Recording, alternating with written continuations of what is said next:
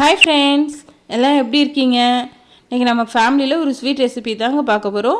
என் friend ரொம்ப நாளாக request பண்ணி கேட்டுட்டு இருந்தாங்க. தயவு செஞ்சு இனிமேல் ரெசிபி கேட்குறவங்க கமெண்ட் கீழே கேளுங்க, அப்போ தான் மற்றவங்களுக்கு யூஸ்ஃபுல்லாக இருக்கும். இன்றைக்கி சேமியா பால் பாயசம் செய்யலாம். அதுக்கு தேவையான பொருள்: 1 கப் சேமியா, அரை கப் ஜவ்வரிசி, 10 முந்திரி குட்டி குட்டியாக கட் பண்ணி எடுத்து வச்சுருக்கேன். ஒரு 10லேருந்து 15 உலர்ந்த திராட்சை, அதாவது கிஸ்மிஸ் பழம், 1 டேபிள் ஸ்பூன் அளவுக்கு நெய், 1 கப் சேமியாவுக்கு 1 கப் சர்க்கரை எடுத்து வச்சுருக்கேன். நீங்கள் கொஞ்சம் அதிகப்படியான ஸ்வீட் சாப்பிட்றவங்களா இருந்தீங்கன்னா 1.25 கப் எடுத்துக்கோங்க. 1 லிட்டர் காய்ச்சின கெட்டியான பால் எடுத்து வச்சுருக்கேன். நமக்கு பால் எந்தளவுக்கு கெட்டியாக இருக்கோ அந்தளவுக்கு பால் பாயசம் நல்லாயிருக்கும். இது கூட ஒரு முக்கியமான பொருள் சேர்க்கணுங்க, அதுதான் நமக்கு ஸ்வீட்னஸ் தரக்கூடியது. அது என்னன்னு நான் வீடியோவில் சொல்கிறேன். வாங்க இப்போ செய்ய ஆரம்பிச்சிடலாம். நம்ம எடுத்து வச்சுருக்கக்கூடிய ஜவ்வரிசியை போட்டு நல்லா வறுத்துக்கலாங்க, நல்லா பால்ஸ் மாதிரி வர்ற அளவுக்கு. அதே சமயத்தில் கருக விட்டுறக்கூடாது, நல்லா பார்த்து பக்குவமாக வறுத்து எடுத்துக்கோங்க. சில பேர் ஜவ்வரிசி வறுக்காமே சேர்ப்பாங்க. அப்படி சேர்க்கும்போது நமக்கு பால் பாயசத்தில் குழஞ்சி போயிடும், பாயசத்தோட டேஸ்ட்டே மாறிடும். பாருங்கள், நல்லா பால்ஸ் மாதிரி நமக்கு வெடிக்க ஆரம்பிச்சிடுச்சு. ஒரு பார்த்தீங்கன்னாவே தெரியும், நல்லா பால்ஸ் மாதிரி ஆயிடுச்சு, இல்லை வெள்ளை வெள்ளையன்னு ஆயிடுச்சு. இப்போ ஒரு தட்டுக்கு மாற்றிக்கலாம். அதே வானலில் நம்ம நெய்யை சேர்த்துக்கலாம். நம்ம 1 டேபிள் ஸ்பூன் அளவு நெய் எடுத்து வச்சுருக்கோம் இல்லைங்களா, அதை சேர்த்து நல்லா உருக விட்டுக்கலாம். இப்போ நெய் நல்லா உருகிடுச்சு.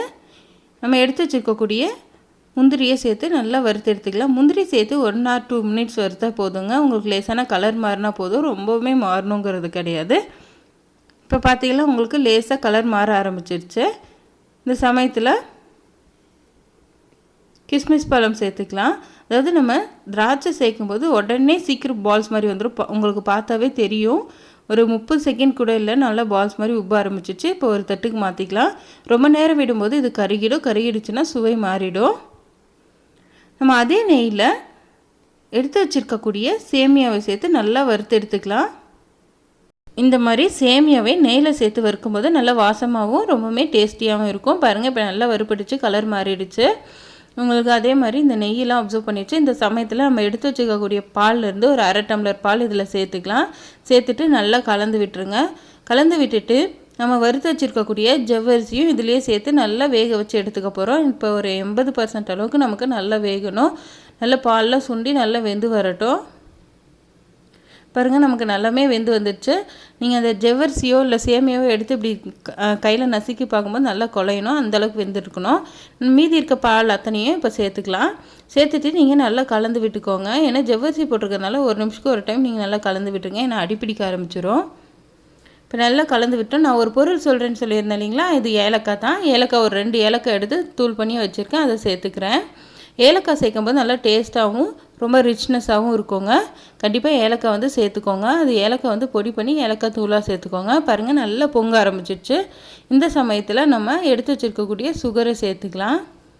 சேர்த்து நல்லா கலந்து விட்டுக்கோங்க. இந்த டைமில் கூட நீங்கள் ஸ்வீட்னஸ் பார்த்துக்கலாம். உங்களுக்கு ஸ்வீட் பத்தலைன்னா சேர்த்துக்கோங்க.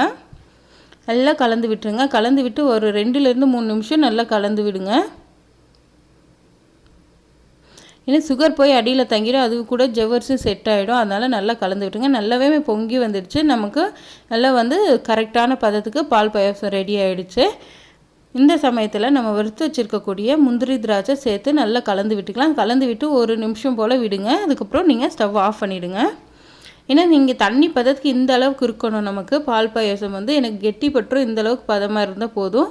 ஆற இறுக ஆரம்பிச்சிடும். இறுகுச்சுன்னா நம்ம எடுத்து சாப்பிட்ற மாதிரி இருக்கும், உப்புமா சாப்பிட்ற மாதிரி இருக்கும், பாயசம் மாதிரி இருக்காது. பாருங்கள், இப்போ நல்லாமே ஆறிடுச்சு. நமக்கு நல்லா இறுக ஆரம்பிச்சிச்சு.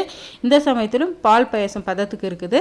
நீங்கள் அந்த அளவுக்கு தண்ணியாக இருக்கும்போது எடுத்தீங்களா தான் இந்த பதம் வரும் உங்களுக்கு. இப்போ நல்லா ஆறிடுச்சு.